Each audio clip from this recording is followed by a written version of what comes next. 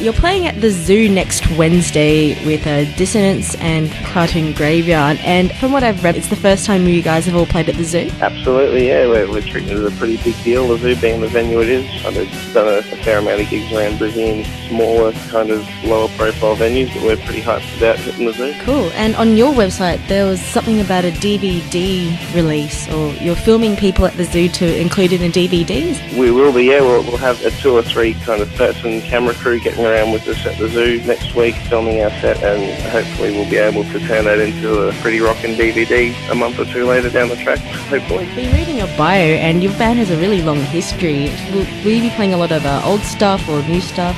We'll actually be debuting a new song that is previously unheard by any of us at the moment, called Sunset Child. We've just been rehearsing it in the last week. That's how new it is. And at the same time, we'll be playing songs like Stella, which was one of our very first ones back in the day before I was even part of the band, and it's kind of one of the old school favourites for the Panacea faithful. So yeah, there'll be old and new and everything in between.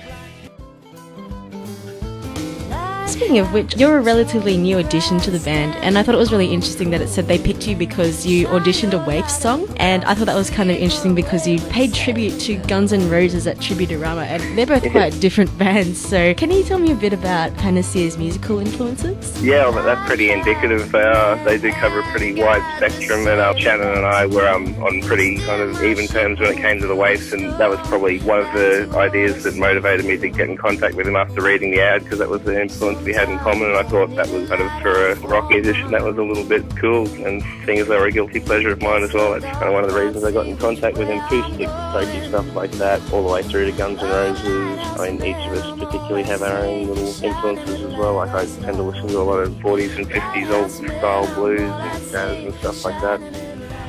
How's your EP going? We're probably up to just past the halfway point. We've got 2 songs of 4 almost kind of complete and in the bag. There's just a string arrangement and some other orchestral instruments. We're getting a bit ambitious on this one, so that might take a little bit longer, but at this point it's probably about a month, maybe 2 off completion.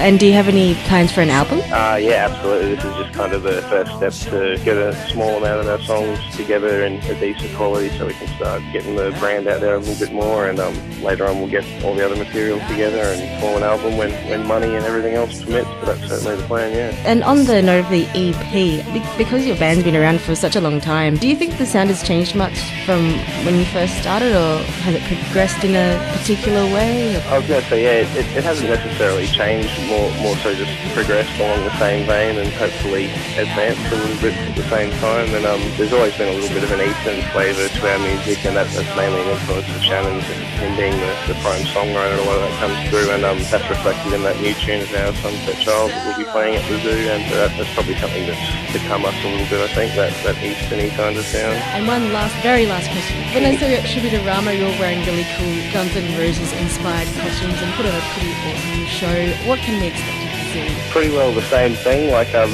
always got some kind of costume to pull out of the bag. The other guys as well have the same penchant as myself, the cowboy boots, other cool rock and roll knick-knackery of the like. We'll be in MX newspaper next week as well, all sporting some nice fur coats, fake fur coats of course, to be politically correct, but pimping nonetheless. So yeah, we definitely take the rock and roll vibe through to our fashion choices as well.